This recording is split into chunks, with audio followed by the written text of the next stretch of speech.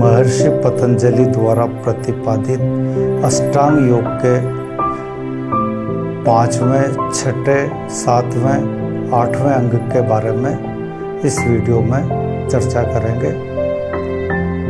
5वां अंग है प्रत्याहार, 6ठा अंग है धारणा, 7वां अंग है ध्यान और 8वां अंग है समाधि। यानी इस वीडियो में हम चर्चा करेंगे प्रत्याहार, धारणा, ध्यान और समाधि पर। इसके पूर्व में हम अष्टांग योग के 4 अंगों पर चर्चा कर चुके हैं। यम, नियम, योगासन और प्राणायाम। और शेष 4 अंग प्रत्याहार, धारणा, ध्यान और समाधि, इन चारों अंगों पर हम इस वीडियो में चर्चा करेंगे। इन 8 अंगों में जो मुख्य कार्य है वो है ध्यान। यम हो या नियम हो या योगासन हो, प्राणायाम हो, प्रत्याहार हो, धारणा हो, ध्यान हो, समाधि हो, सभी में ध्यान महत्वपूर्ण है। यम और नियम को हमें अपने दिनचर्या में सम्मिलित करने का ध्यान रखना है, अपने व्यक्तित्व में सम्मिलित करने का ध्यान रखना है।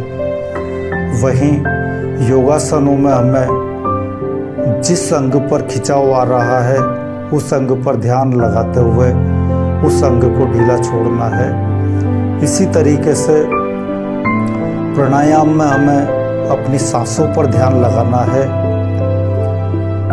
प्रत्याहार में हम अपना ध्यान लगाते हैं हमारे शरीर की इंद्रियों पर। हमारे शरीर की सभी इंद्रियों का हम ध्यान रखते हैं और इंद्रियों को नियंत्रित करते हैं, इंद्रियों को अनुशासित करते हैं।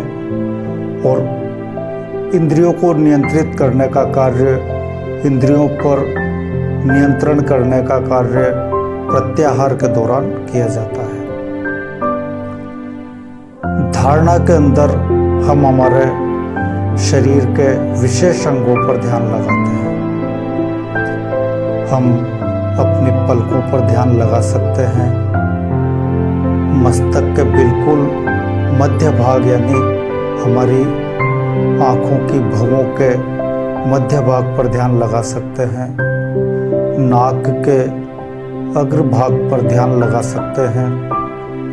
ठुड्डी पर ध्यान लगा सकते हैं। गले पर ध्यान लगा सकते हैं। हृदय पर ध्यान लगा सकते हैं। नाभि पर ध्यान लगा सकते हैं। रीढ़ के पृष्ठ भाग पर ध्यान लगा सकते हैं। हाथों पर ध्यान लगा सकते हैं। पैर के अंगूठों पर ध्यान लगा सकते हैं। यानी शरीर के विशेष अंगों पर ध्यान स्थिर करने का अभ्यास धारणा के दौरान किया जाता है। और प्रत्याहार के दौरान इंद्रियों को नियंत्रित करने का अभ्यास किया जाता है। जब हमारा योगासनों के द्वारा शरीर के विशेष अंगों पर ध्यान सिद्ध हो जाता है, उसके बाद प्राणायाम के दौरान जब हमारा सांसों पर ध्यान सिद्ध हो जाता है, प्रत्याहार के दौरान हमारा इंद्रियों पर नियंत्रण स्थापित हो जाता है और धारणा में शरीर के विशेष अंगों पर हमारा ध्यान सिद्ध हो जाता है, तो उसके बाद हम परमात्मा से एकाकार होने का प्रयास करते हैं, परमात्मा पर ध्यान लगाते हैं। संसार को पूरी तरह से भूलकर कुछ पलों के लिए, कुछ मिनटों के लिए अवश्य ही परमात्मा का ध्यान करना चाहिए, ईश्वर का ध्यान करना चाहिए।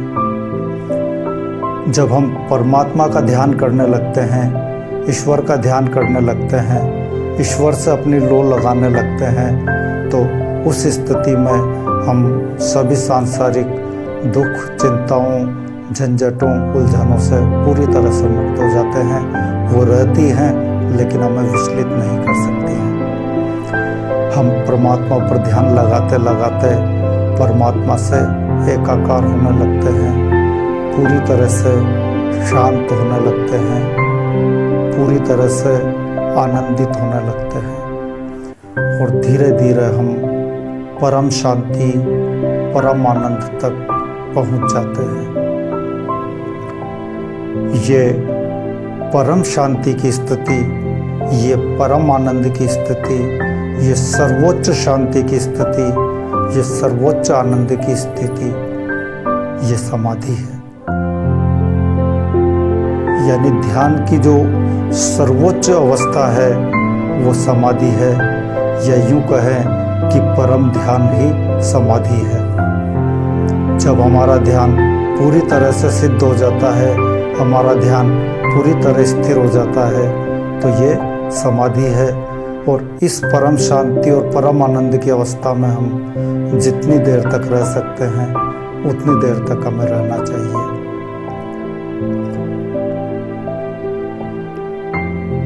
आओ हम अपने दिनचर्या में अष्टांग योग के 8 अंगों को सम्मिलित करें। कुछ समय अष्टांग योग के लिए निकालें, योग के लिए निकालें, ध्यान करें, ईश्वर का ध्यान करें, ईश्वर का धन्यवाद करें और अपने शरीर को, अपने मन को, अपने मस्तिष्क को पूर्ण रूप से निरोगी रखें और पूर्ण स्वास्थ्य की, अखंड स्वास्थ्य की प्राप्ति करें। और जब हमारे ये अष्टांग योग के 8 अंग सिद्ध हो जाते हैं तो हमारी मानसिक और शारीरिक क्षमताएं कई गुना बढ़ जाती है।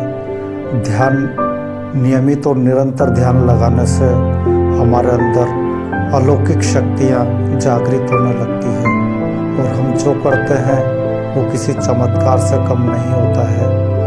हम उन कठिन कार्यों को भी सफलतापूर्वक कर लेते हैं जिनको सामान्य व्यक्ति सोच भी नहीं सकता कि इन कार्यों को किया जा सकता है। वो उसके लिए एक कल्पना मात्र हैं जो साधक अपने ध्यान की शक्ति से असंभव कार्यों को भी सिद्ध कर लेता है। तो करें ध्यान, करें योग, प्राप्त करें अखंड स्वास्थ्य को, करें अपनी क्षमताओं को विकसित, करें अपने स्वास्थ्य को विकसित, अपनी मानसिक और शारीरिक क्षमताओं का करें पूर्ण उपयोग।